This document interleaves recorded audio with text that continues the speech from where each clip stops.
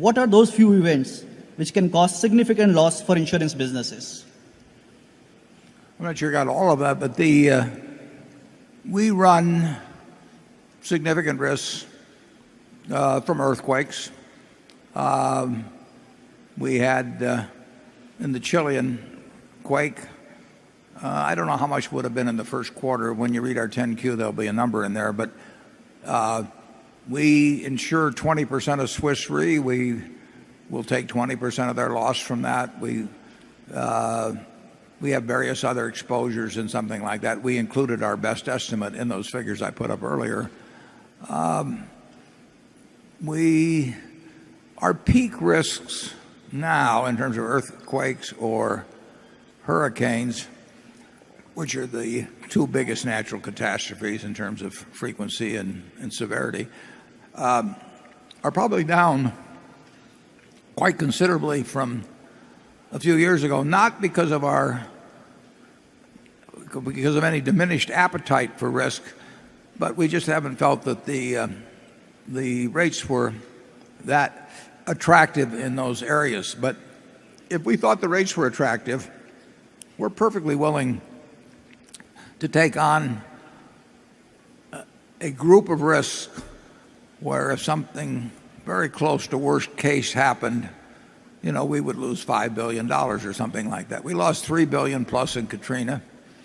We lost well over $2 billion, I think quite a bit more than that actually, on 9/11. There will be things come along like that. Nothing that ever remotely comes close to making us uncomfortable, though, in terms of the level. I don't know whether I got his full question there or not, Charlie, but you. Well, pretty close. I would say that the main difference between our practice and that of most other people is that we are deliberately seeking a method of operation which will give us occasional big losses in a single year, big overall losses. And everybody else is trying to avoid that.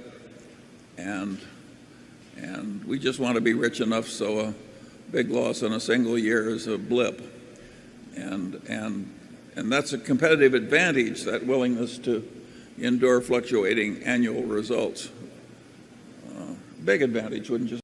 It's a huge advantage. It's a huge advantage, and it's one that no one else is going to pick up on. I mean, they know what we do, they just don't want to do it, or they're unable to do it in terms of financial resources. So I would say that comes very close to a permanent and substantial advantage at Berkshire. I don't forget about, and you shouldn't forget about it, but forget about the human suffering and all that, just the financial consequences of a Katrina.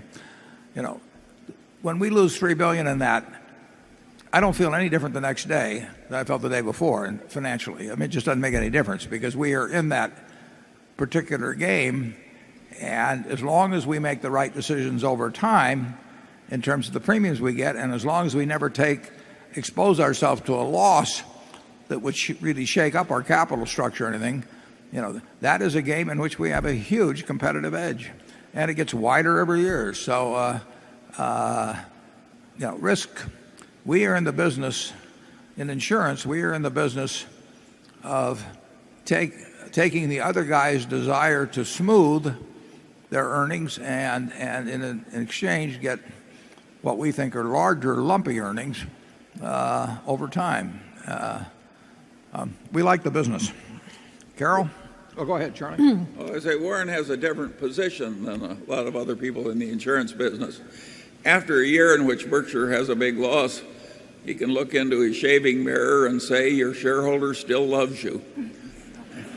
Yeah, other people are not in that position. Charlie and I knew a guy from Omaha who 40 or 50 years ago was one of the richest guys in the United States, named Howard Amundsen. And Howard had a fetish about owning 100% of everything that he came in contact with. And so he said, when asked why, he said, I like to look in the mirror and say, all my shareholders love me.